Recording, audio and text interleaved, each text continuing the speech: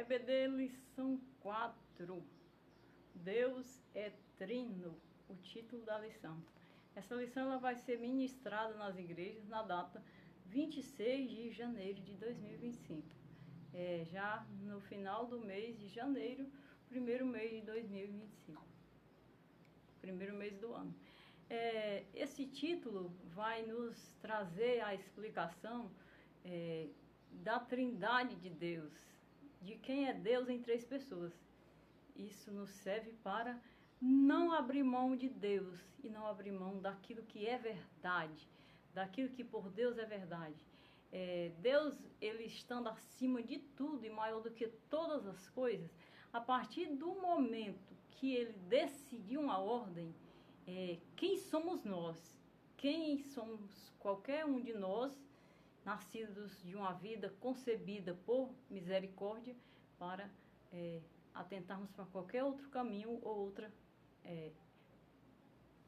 questão ou questionamento. Então, a lição vai tratar da trindade de Deus. Deus, ele é trino, ou seja, Deus ele é três pessoas distintas e reais no papel e na história.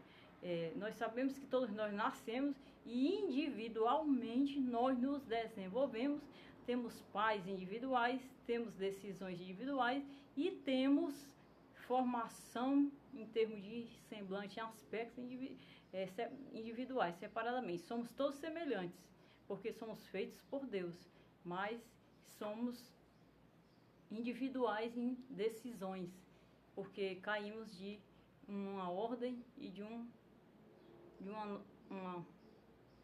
obediência pela qual nós não tínhamos o conhecimento. Então nós somos sequência de um acontecimento que confrontou a Deus e caiu da graça de Deus. Então o texto áureo da lição de hoje, ela está em Mateus 28:19, a palavra está escrita, e diz assim: portanto, ide e ensinai a todas as nações, batizando-as em nome do Pai, do Filho e do Espírito Santo. Isso está em Mateus 28:19.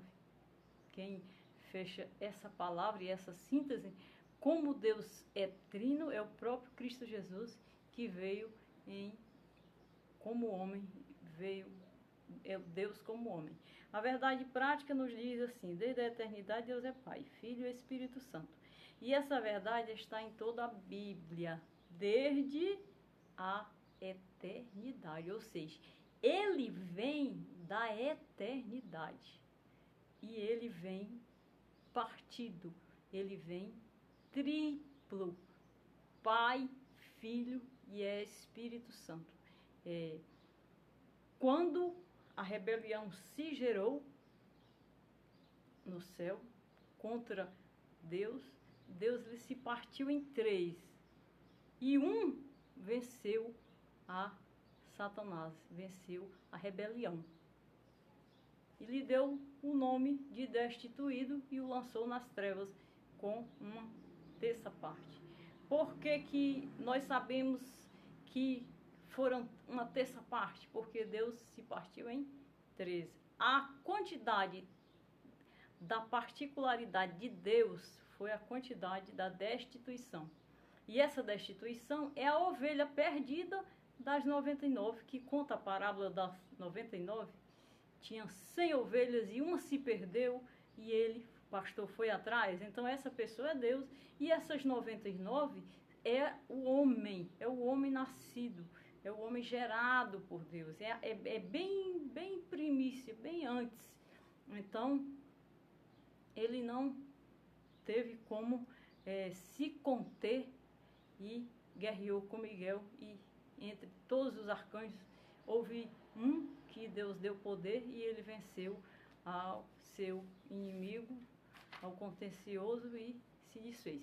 Essa situação já se gera lá. Então a situação desce para nós no plano da salvação. Mas o princípio dela já estava lá com Deus e já vinha nesse trino. Deus é trino.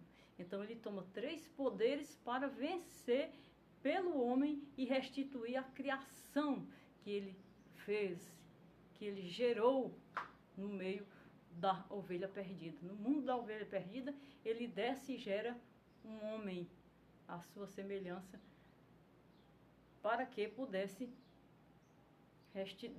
restituir o que foi perdido. E esse homem caindo, ele vai cair na escuridão. Se ele não cai, talvez, se ele não cai, daquela obra teria sido feita a terça parte perdida da ovelha perdida. Mas como ele caiu na rebelião. Ele caiu no rebelde, no rebelado, na natureza rebelada. E por isso estamos até hoje nessa guerra, para voltarmos e restituirmos a Deus o que está nele perdido. Deus, ele pelejou com Israel 4.200 anos, de Noé de Abraão a Jesus. Ele trazendo o povo e trazendo uma promessa. Aquilo era dolorido para Deus. Então Deus padecia por aquilo, como ele padeceu pela 99. E ele padeceu pelo povo por conta que ele está unindo a ovelha perdida. As 99 estão no aprisco. Ele está lutando para restituir a perdida. Então, desde esse princípio de tempo e de gerações, ele vem lutando e sofrendo para padecer, para restituir a ovelha perdida, padecendo. E Deus é um Deus muito sensível. E ele padeceu muito pelos filhos de Israel. Israel era uma coisa tão forte, tão íntegra. Israel era tão gerado por Deus, que até em pensar em Israel você sente a comoção do quanto Deus ele estava ali sofrendo. Porque Deus ele sofre por aquilo que ele sabe que é dele, e que, ao mesmo tempo, devido à natureza da rebelião, está distante, está frio e está destituído dele. Então, aquilo que ele tem que restituir e que ele tem que recuperar, ele padece. E ele padeceu pelo povo, porque o povo era quebrando todas as alianças e ele restituindo a aliança e a promessa. Quando isso acontece, Deus fica sofrendo numa situação. Mas o sofrimento de Deus, ele tinha uma luz, porque vinha dele se gerando. O que aconteceu com o sofrimento de Deus? Apontava para a segunda pessoa da Trindade, o Filho. Então o Filho veio resolver uma dor que vinha trazendo Deus. Os três manifestavam para restituir o povo, para ativar a promessa, para livrar o povo e restabelecer o domínio, a nação e a promessa.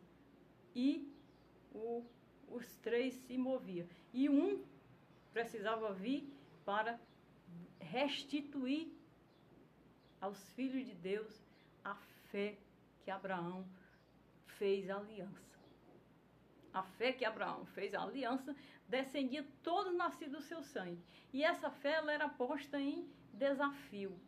E o desafio era Satanás destruir ela totalmente da terra e não ficar nada. E quando isso acontecesse, ele destrói também a criação. Porque ele não tem poder de lidar com aquilo que Deus gerou, que é divino. Ele já foi destituído. Porque ele só faz bobagem, só faz besteira, maldade. É um ser que há poder no sangue de Jesus. Só Jesus pode vencer. Como Gabriel destituiu da glória, só Jesus pode destituir a ação maligna contra as obras de Deus. E nós todos somos obras de Deus. Nós todos somos obras de Deus. Agora os salvos escolhidos estão na mão de Deus, sendo tratado, que é a noiva, a igreja, como vaso na mão do oleiro, para subir a glória, para ocupar o lugar da ovelha restituída.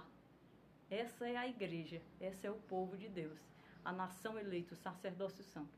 Então, isso acontece, meus irmãos, quando isso acontece, o filho vem tomar a dor do pai. Quando o filho desce, que é Cristo Jesus, então o pai para de sofrer como ele vinha padecendo, para restituir, para descrever o que era a nação para ele naquele momento, como eles estavam enviando profeta, enviando rei, ativando o mandamento, trazendo sacerdócios para que o povo pudesse estar em sua presença e ter contato com ele. Então, quando Jesus ele toma esse jugo, quando ele toma essa luta, essa guerra, ele cumpre no seu corpo e a dor de Deus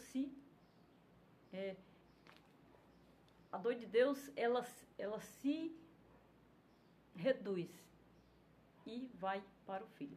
Então, a dor de Deus hoje é no Filho. O que aconteceu com Jesus aqui no mundo? Então, o juízo de Deus foi aplicado em cima de tudo que fizeram com o Filho dele. Ele ressuscitou e instituiu, fundou a igreja. Quem nascer dele e proceder dele, em tudo que ele foi, em tudo que ele fez, em tudo que ele falou, em tudo que ele ensinou, esse é dele e faz parte dele. E o que acontecer com um desses, diante de Deus, é mesmo que acontecer com ele. Então, como Deus já julgou o mundo por ele, que é o Apocalipse, Deus julgará tudo por mim e por você, que faz parte do corpo de Cristo. Então, tudo que acontecer conosco nessa vida, como Deus julgou a vida de Jesus de Nazaré, ele julgará a nossa luta, as injustiças, as opressões, as batalhas, desde que sejamos dignos e íntegros à verdade de Deus e nós estejamos de mãos limpas. Então, nesse Deus que é trino, ele está julgando todas as coisas por Cristo Jesus. Então, Cristo, ele vem, que é o Filho, o segundo, e nos dá a terceira pessoa, que é o Espírito de Deus. O Espírito de Deus, ele não ficava na terra, ele subia. E os anjos lideravam a nação, lideravam o povo, vinha para o povo, tratava o povo. Aquela coluna de nuvem do deserto, durante a noite, era uma coluna de fogo, e durante o dia era a nuvem. Ali era o tratar de Deus com o povo, porque o Espírito não estava continuamente entre o povo. O que estava sobre o povo era a palavra e o mundo da palavra, o ar da palavra. A palavra, quando ela foi dada, ela foi vivenciada. Ela foi... a palavra, ela abraçava o povo, ela abraçava o sacerdócio, o lugar. E ali tinha um ar diferente, porque o Espírito do Senhor pairava sobre o povo, andava sobre o povo. Como o Espírito Santo não andava sobre a terra para construir a terra, então o povo, a nação de Israel, o Espírito do Senhor estava ali com eles constantemente. Então anjos, profetas, sacerdotes eram levantados. Mas dentro do homem, o Espírito não estava ainda, porque ele não convertia, ele não transformava, ele estava no mandamento. Então, quando Cristo vem, que é o Filho, e que padece, e cujo sofrimento foi julgado, e ele abriu o livro do juízo e mostrou a João, e disse: está aqui o fim da humanidade, está aqui o fim das igrejas, está aqui as profecias da besta, está aqui o fim do inferno, de Satanás. Entregou tudo para João e disse: passe para as 7 igrejas da Ásia. Essa revelação, ali foi o juízo de Cristo Jesus, o que fizeram com Jesus.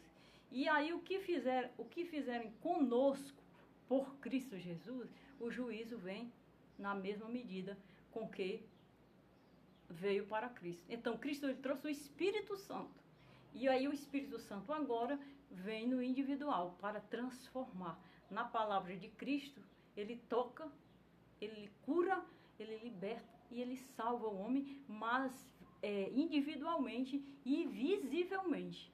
Não mais no mandamento, não mais a dependência do mandamento, mas a dependência da misericórdia e da graça. Então o Espírito Santo hoje está conosco. Se o Espírito Santo não estivesse conosco, nós não estaríamos dentro do improvável e estaríamos de pé. A igreja não estaria hoje viva na terra.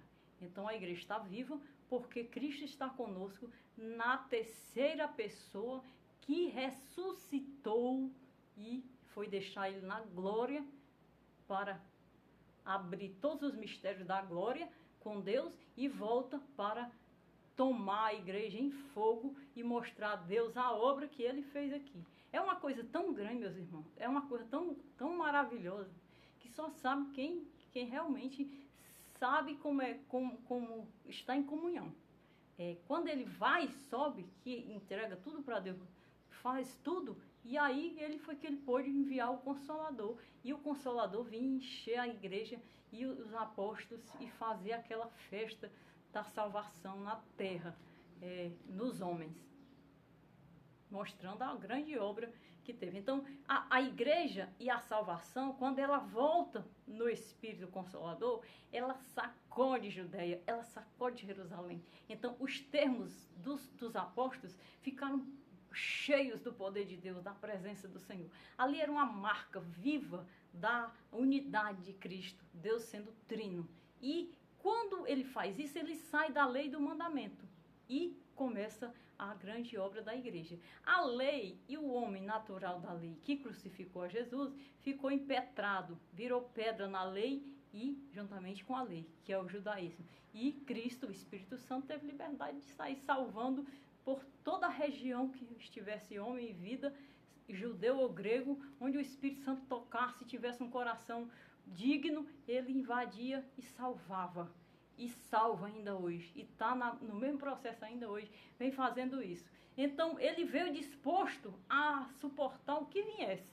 E contra isso, contra essa alegria, contra essa inundação, que seria o oceano da visão de Ezequiel, que Ezequiel viu o rio passando e esse rio terminar num grande oceano. Esse oceano, ele enfrentou diversas batalhas para estar sobre nós e para estar conosco hoje. Uma das batalhas foi a heresia. E a lição de hoje vai falar de mais uma heresia que atravessa a igreja primitiva, que nasce na igreja primitiva. De onde vem essa heresia, como que ela se gerou e como que ela está hoje. Então, essas heresias agrediam a grande inundação da terceira pessoa de Deus nos homens, que seria o Espírito Santo.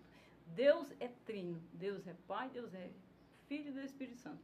Então, em três pessoas, ele já tem as três personalidades distintas e reais. Ou seja, ele cumpre história em todas as três. Em Deus, ele gera Israel com as três pessoas já incluída, e em Cristo ele vem, cumpre a promessa e o sacerdócio e nos dá o Espírito Santo na terceira pessoa, ou seja, a possibilidade de manter o filho de Davi, o filho de Deus entre nós, pregando, ressuscitando os mortos, curando e ensinando a igreja, pastoreando a igreja nas cartas dos apóstolos, nas palavras dos apóstolos que estão escritas e vivas para uma boa conduta cristã do novo nascido de Deus.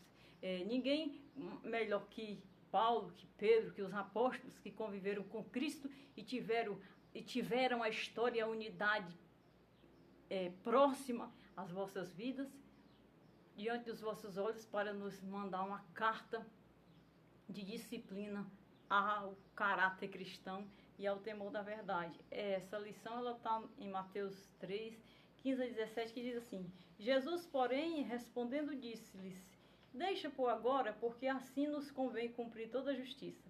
Então ele o permitiu. E sendo Jesus batizado, saiu logo da água, e eis que se abriram os céus, e viu o Espírito de Deus descendo como pomba e vindo sobre ele. Aqui ele cumpre a vinda, ou seja, o Filho de Deus desceu. E eis que uma voz do céu dizia: este é o meu Filho amado, em quem me comprazo. Então a voz do céu vem no batismo e declara que ele é o Filho de Deus. Então, como Filho de Deus, ele não precisava de batismo, mas ele batizou. Por quê? Porque a voz que clama no deserto, quem efetuou o batismo? De Cristo Jesus. E ele batiza por João, porque a João ele tem como um grande amigo, um grande aliado de chegada, de sacerdócio, de cadeira sacerdotal. O batismo foi sentar no trono sacerdotal da emancipação de Filho de Deus na vida do Messias. Mateus 28 diz assim: portanto, ide e ensinai a todas as nações, batizando-as em nome do Pai, do Filho e do Espírito Santo, ensinando-os a guardar todas as coisas que eu vos tenho mandado, e eis que eu estou convosco todos os dias até a consumação dos séculos. Então, o que Jesus fez, não tem como ele não ficar conosco até o fim. Então, ele vai ficar conosco até o fim, porque ele é eterno. Então, ele nos deu a eternidade já está conosco. E aí, o céu, quando se abre ali, Deus fala com o povo e diz: eis aí o meu filho amado que vem para cumprir a salvação na terra. Uma das segundas passagens que fala de Deus abrindo os céus e falando é quando eles estavam no monte e os discípulos achavam que Elias e Moisés estavam ali com Jesus. Jesus ele vem para a lei de Moisés. E a lei de Moisés recebeu um profeta chamado Elias. E Elias ele foi arrebatado no carro de fogo. Elias ele não foi morto como Eliseu e sepultado. E quando Elias é levado no carro de fogo, Eliseu vê. E Eliseu sabe e divulga. E todo mundo fica sabendo que Elias foi levado no carro de fogo. E o que nasce em Israel desse desconcerto de aliança? Nasce que Elias ia voltar. Então eles achavam que Jesus, ou João Batista, era o Elias. Então, quando viram que João não era o Elias e que João apresentou um outro sacerdote mais forte, que era Jesus, qual era a interpretação de um homem judeu naquele momento, que vinha da lei, os atropelos? Eles achavam que Jesus era Elias. E a lei de Moisés era um santo para a lei naquele momento. E Elias o esperado. Então, Elias e Moisés eram duas figuras esperadas por demais ali no meio do povo. Então o que acontece? Eles acham que era Elias e Moisés. E aí Deus fala do céu, Deus fala novamente do céu: este é o meu filho amado em quem eu me comprazo. Então, ele não é Elias e ele não é Moisés. Embora vocês tenham visto os anjos e tenham visto Elias e visto a Moisés, mas não é o meu filho amado em quem me comprazo. Sobre Moisés, que era da lei, Jesus cumpria a lei, estava certo. Podia ser que Moisés descesse ali, Deus descesse a Moisés ali para concordar a aliança. Mas a Elias, por que Deus desceria Elias ali? Elias, ele foi ungido para vencer a Acabe, um rei absurdamente destituído do governo de Deus, para destruir a Israel e a Judá. Então, Deus ungiu 2 profetas em porção dobrada para derrubar esse rei. Elias, ele foi arrebatado, porque Elias era uma testemunha que Deus pegou Elias e incluiu Elias no mistério mais forte, pela qual nós achamos até que Elias vai ser a testemunha que vai vir no livro do Apocalipse para pregar. Então Elias, ele está no mistério de Deus que só Deus sabe como o corpo de Moisés. Então eles viam isso. E aí eles viam os 3 no monte. E achavam que ali tinha alguma coisa que envolvia Elias e Moisés. E aí Deus precisou falar do céu. Não, Deus não disse não, mas ele disse: este é o meu filho amado em quem eu me comprazo. A ele ouvis. Então, mandamento e profecia. Então o que Deus disse para eles? A ele ouvis. Então aquele povo, eles nunca tinham tido experiências espirituais de ver Deus como a Jesus e como a promessa que era Deus. Eles estavam totalmente legalizados em Moisés e como referência forte a Elias, que tinha sido levado no carro de fogo. O que eu quero explicar com isso? Eu quero explicar com isso o que Deus fez e que muitas vezes as pessoas acham. Então não é o que Deus fez. Então Deus deixou claro ali que Jesus era o filho amado e que eles tinham que ouvir e aprender dele. E isso bastava para que eles crescessem em Cristo. E isso poderia trazer para eles a libertação do que eles estavam idolatrados, do que eles tinham reverência, do que eles guardavam em si como expectativa. Isso aí. Então o que acontece?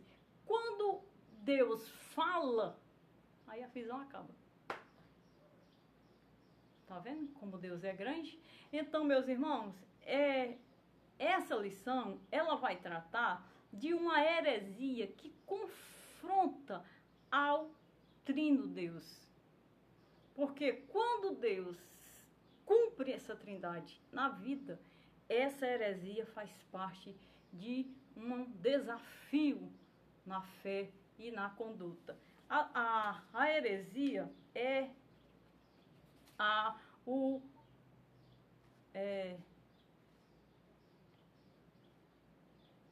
unicismo. Primeiro, Deus é trino. A vida e a existência da trindade é a diferença da heresia do movimento que nasceu contemporâneo à igreja. Ou seja, o movimento ele nasceu no tempo da igreja. Esse movimento era um movimento herege à trindade. Aí diz assim, o ponto 1, como a Bíblia apresenta a Santíssima Trindade? A Bíblia apresenta a trindade e o monoteísmo judaico. A trindade é apresentada pela Bíblia, pelo Antigo Testamento, no monoteísmo. Mono quer dizer um. Então, quem era Deus para os judeus? Um único Deus. O próprio mandamento dizia, ouve Israel, teu Deus é o único Deus. Então, ele era monoteísta. O judaísmo era monoteísta, ele cria só em um Deus. E por crer só em um Deus, o Espírito não se movia e não acontecia, mas 3 pessoas agiam nessa unidade. Eles criam só em um Deus. Mas a ação das 3 pessoas, Pai, Filho e Espírito Santo, movia o povo e cumpria a palavra no povo. E diz assim, a letra A, cada uma das 3 pessoas é chamada de Deus, o Pai, o Filho e o Espírito Santo. E a B, cada uma das 3 pessoas é cada Senhor. Então, eles criam em um único Deus, mas esse Deus se partia em 3 pessoas e agia para com o povo e ensinava. A letra C, o monoteísmo bíblico não contradiz a trindade. Em Deus e o mandamento dizer para eles crer unicamente em um único Deus, não negava a trindade, não negava a ação do Espírito Santo. E diz assim, ouve Israel, o Senhor nosso Deus é o único Deus. Deuteronômio 6:4. A ação de Deus ia denunciar e dizer o que mais ele era. E o que foi que ele fez? Ele fez isso mesmo, ele ensinou todas as coisas ao Israel. Depois de dar a lei, ele ensina todo o caminho e a trajetória do povo como um único Deus. Um único Deus. E o caminho de Deus era perfeito. O ponto 2 diz assim, evidências do Antigo Testamento. E disse Deus, façamos o homem a nossa imagem, conforme a nossa semelhança. Gênesis 6:26 mostra a evidência de Deus no Antigo Testamento. E disse Deus, eis que o homem é como um de nós, quando ele se desfaz da obediência da criação. Gênesis 13:22. O Senhor disse, eis, façamos e confundamos ali a sua língua, para que não entendam um a língua do outro. Gênesis 11:6-7. Na multiplicação e na torre de Babel. E não para por aí. Em Isaías 63, do 8 ao 14, o Espírito Santo aparece alternamente com Javé e com o anjo da sua face. Tudo o que Deus fez no meio do povo apontava para as 3 figuras do Espírito Santo. Como? No sacrifício. Quando Deus ia para o culto e para o povo, ele pedia no altar dele um sacrifício de um cordeiro limpo sem mancha, que foi o cordeiro que Abraão viu lá no monte. Então, isso indicava uma segunda pessoa entre Deus e o homem. O sacrifício, meus irmãos, era para indicar a segunda pessoa entre Deus e o homem. Então, ele pedia do povo o sacrifício para o perdão. O que o povo não imaginava é que Deus, ele seria um homem, filho de Israel, e ele seria aquele cordeiro que eles ofereceria no altar do perdão. Isso eles não tinham capacidade para jamais aguardar, mas estava tudo escrito pelos profetas, e inclusive pelo profeta Isaías, acerca de como seria o Redentor, que a lei e que o tempo e que as quebras de aliança apontaria e prometeria. Então, essa ação entre Deus e Israel havia mediação, o sacrifício. O sacrifício era a mediação. Se não tivesse sacrifício, não tinha comunhão. O povo estava em pecado e o povo ficava desprezado. E os inimigos vinham e destruíam-os. E aí Deus restituía, levantava um, ou fazia nascer na próxima geração um, que reconstituísse e reconstruísse o altar. E esse traria o cordeiro para o altar. E quando oferecia, o povo era perdoado. E recomeçava a promessa no meio do povo. Por essa razão, era Deus, Pai, Filho, que era o sacrifício, e o Espírito Santo, que era a ação de Deus no meio do povo. Então, está a trindade de Deus, o acontecimento. E Cristo, ele veio e tirou esse caminho intenso e lento de deserto, que seria Deus, o sacrifício e a resposta. Cristo, ele tira esse ritual, ele tira esse culto. Não é ritual. Ritual é ritmo, é coisa repetida e coisa morta. Não era morte. O culto do templo era sério, era grave, era a única solução para o homem. Mas Deus em Cristo tira essas três atitudes: Deus, sacrifício e ação no meio do povo. Deus, sacrifício e ação no meio do povo. Então o cordeiro vem em homem, como um dos filhos de Israel. Veio Cristo, nascido de mulher. Então ele elimina essa ação e entra a salvação pelo Espírito. Ou seja, a minha conexão hoje e a salvação da minha alma é no Espírito. Eu posso ser salva pelo Espírito Santo, e o Espírito Santo tem acesso em mudar toda a minha vida e falar comigo no Espírito. Por quê? Ele está conosco. Ele está no Espírito. Foi pelo Espírito que ele criou a terra, o céu, o ar. Então ele está em Espírito, porque ele rompeu através de um homem e passou para o lado do Espírito para fazer nascer no Espírito os filhos de Deus. Mas antes a promessa era descendência. E a descendência, ela tinha a obrigação do culto do cordeiro para a recepção. E ele teria que interpretar, porque por não interpretar essa linguagem, o Pai, o sacrifício é o Filho e o Espírito Santo é a resposta. Jerusalém, o templo, a promessa, o povo, Judá. E aí vem Cristo e tira tudo isso, que era muita quebra de aliança. Eles não alcançavam a essa situação, ia levar a um abandono de mandamento, não acabou, meus irmãos, porque Deus é mais poderoso do que o inferno.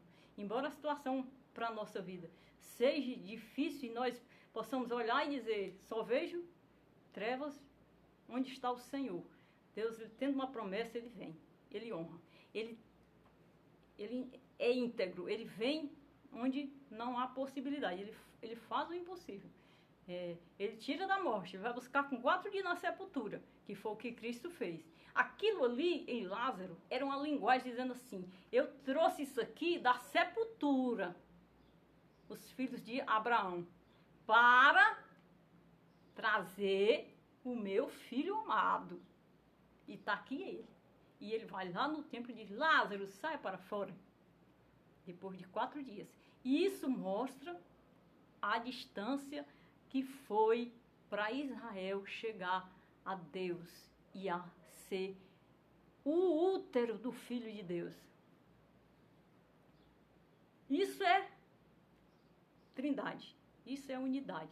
É a unidade de Deus, né? Dizer Pai, Filho e Espírito Santo, amém. Não. A unidade de Deus, ela é uma linguagem cumprida.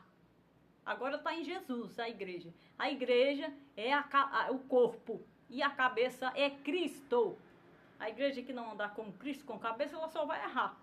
E ela só vai perder. Porque a cabeça, quando é Cristo, ela vive em unidade e ela está lá na Santa Ceia, fazendo o que ele disse, o que foi que ele ensinou. Tomar em memória de mim, para que nunca esqueçam o que aconteceu e o juízo que já foi executado e que eu vim. E estejais vivos comigo na presença e no fogo, para que o altar tenha presença de Deus e Deus os conduza a uma vida digna de um salvo. E não perder a Deus nem a salvação.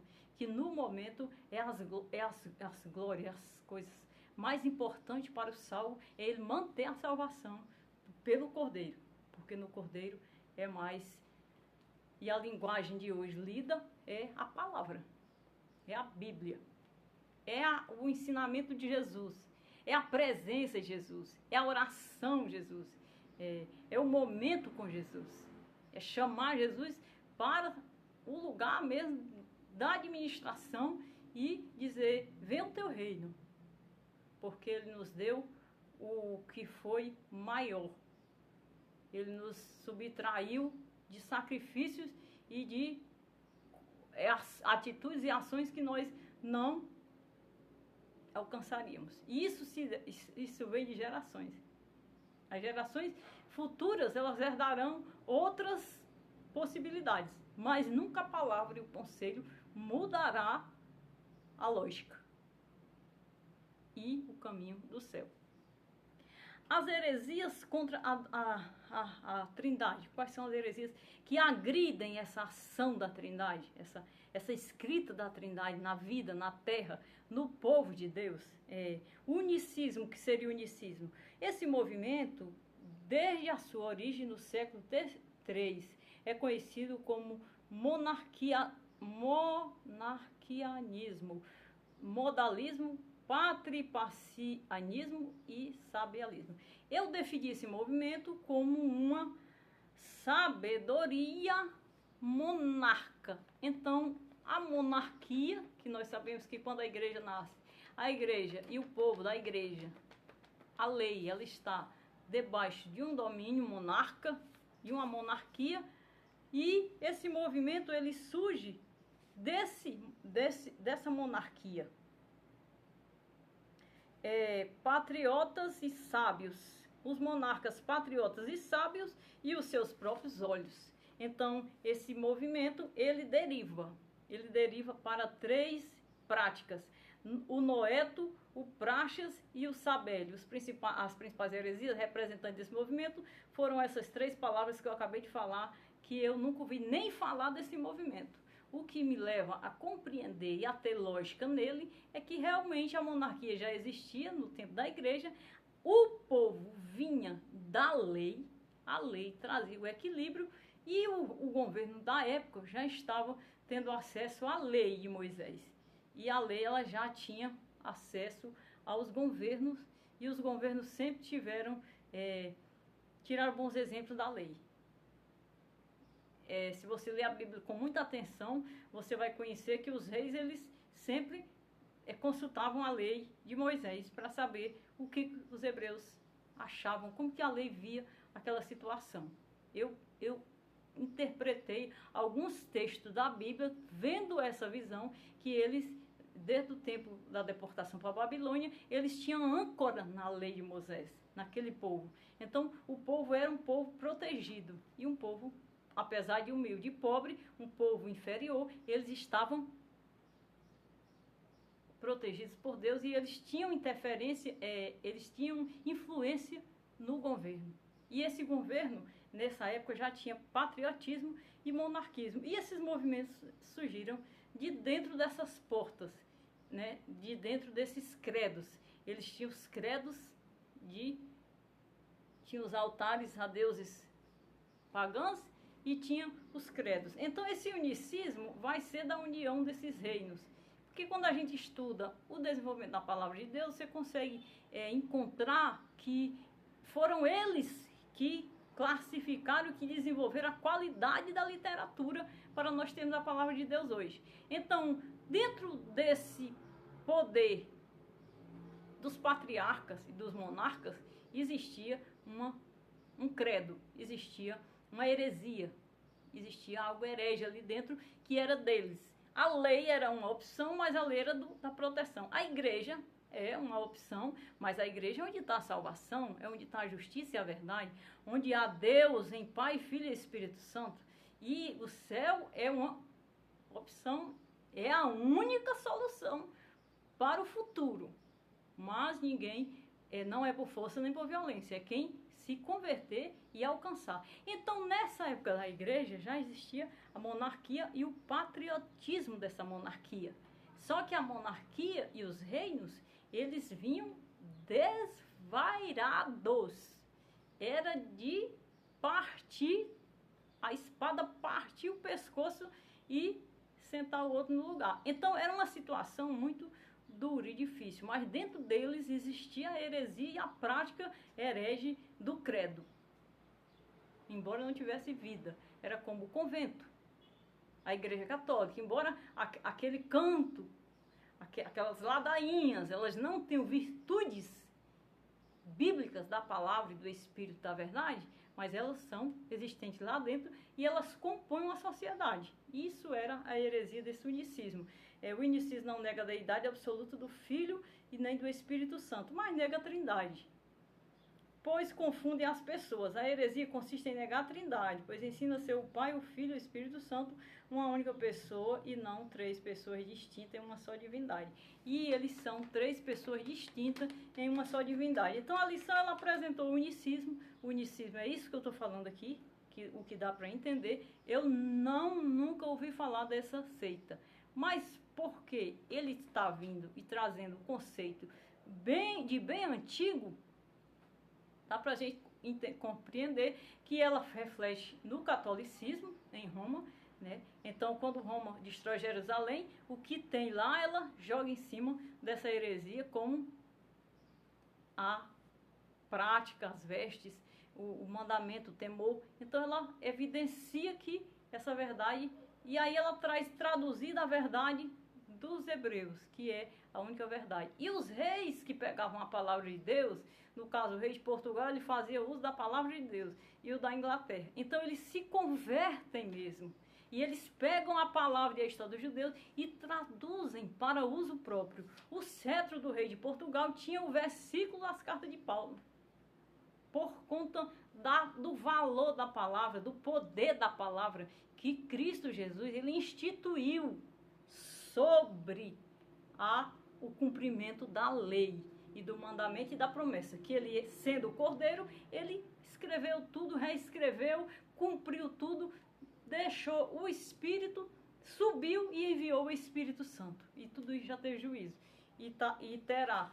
E o que resta é corrermos para a igreja para sermos herdeiros desse Deus. Porque quem não correr para a igreja para ser herdeiro desse Deus, pode ser monarca, pode ser sábio, pode ser patriota de qualquer coisa, cientista, pode ser rico, lindo, amável, pode ser o maior dono de tudo, que não vai valer nada. É por isso que diz, não vale nada. O que vale é o Pai, o Filho e o Espírito Santo, que é quem restitui a ovelha perdida ao seu trono, ao seu lugar seguro ao lado do Pai. A verdade bíblica, ninguém chega ao mundo na conclusão dos unicistas, simplesmente pela leitura da Bíblia. Pelo contrário, salta à vista de qualquer leitor a distinção dessas três pessoas da Trindade, a começar pelo batismo de Jesus. Então, Jesus ele cumpre um padrão super simples.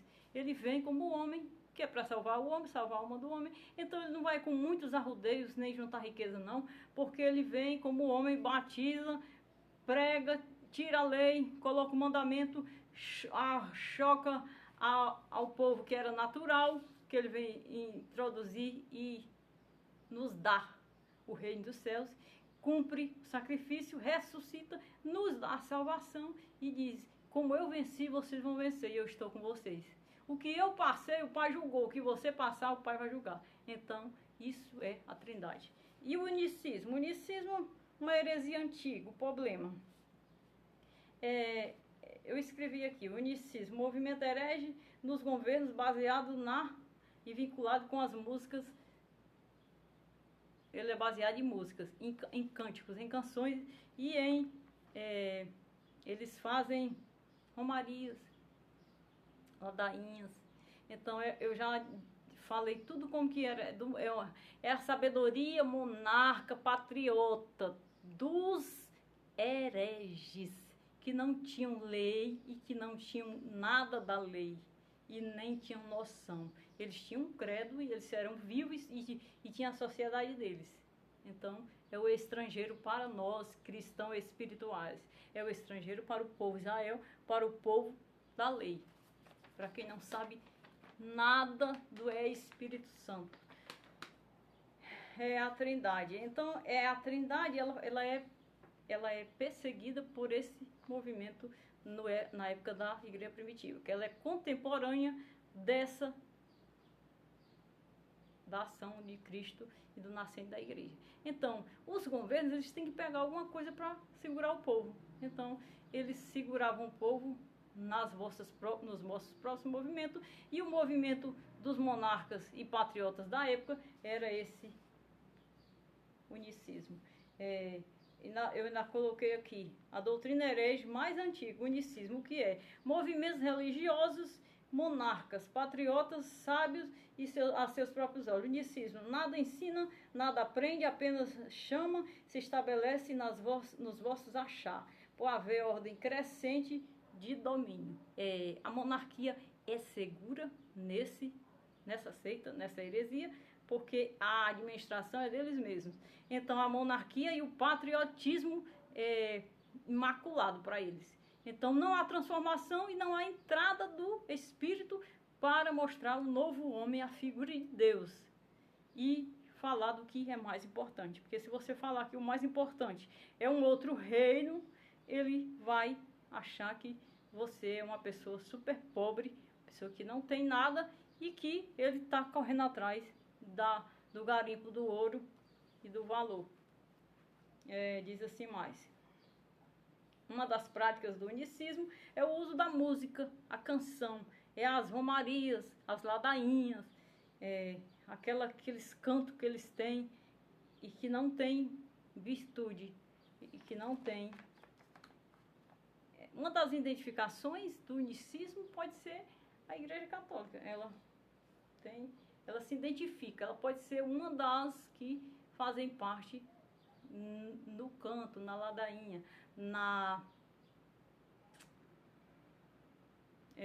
no ritual da missa,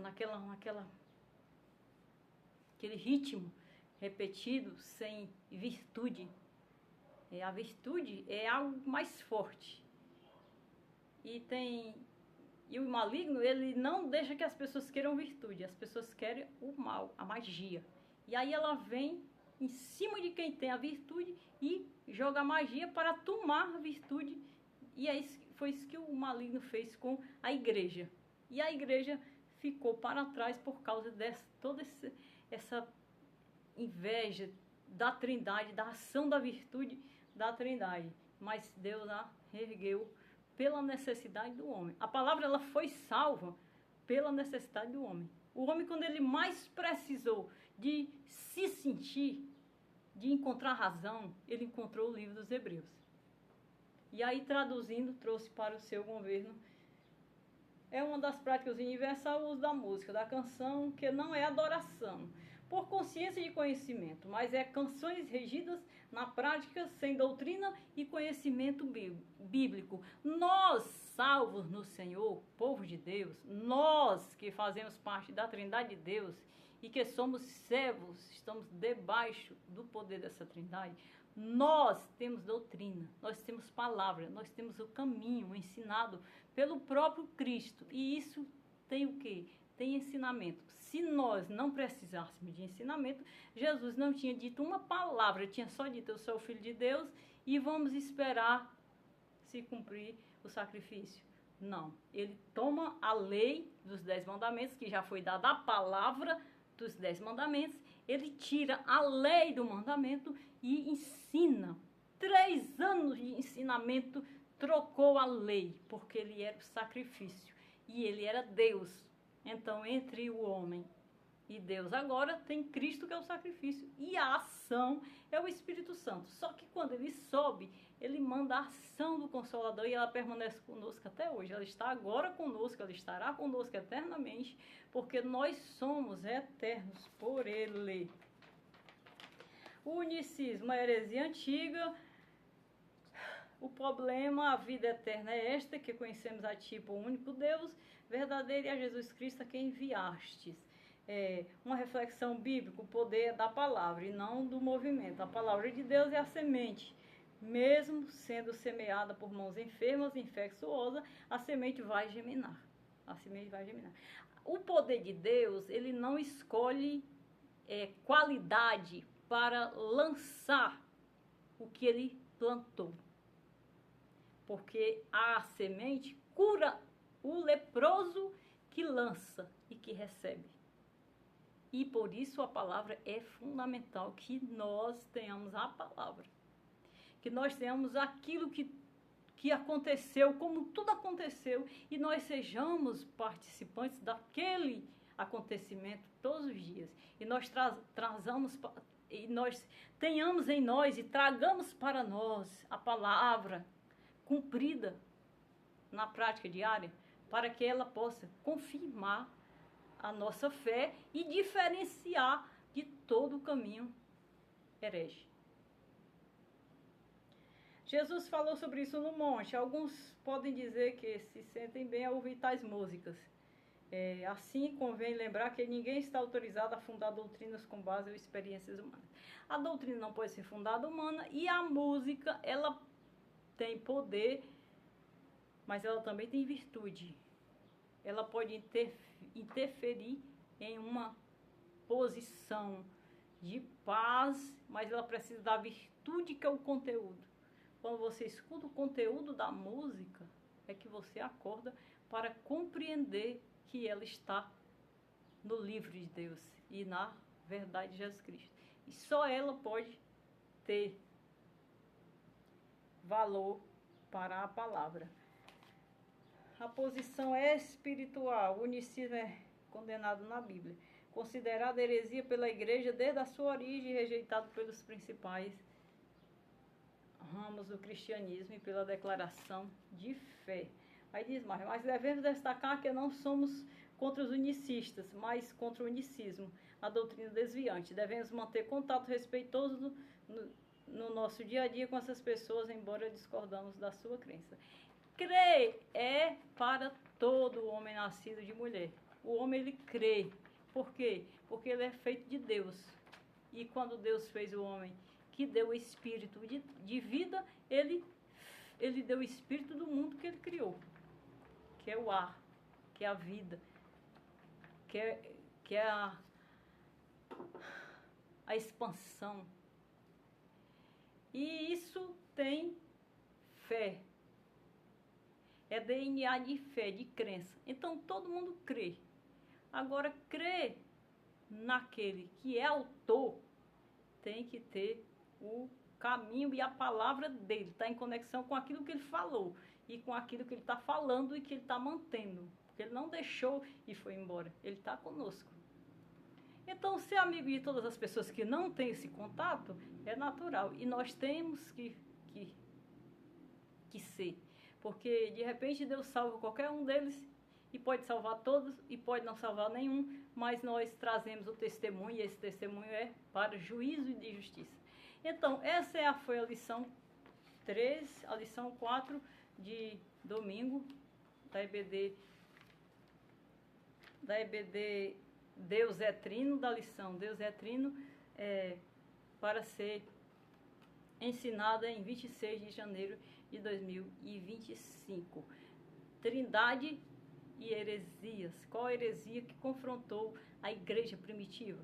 Foi justamente essas heresias monarcas, patriotas, geradas dentro dos credos pagãos.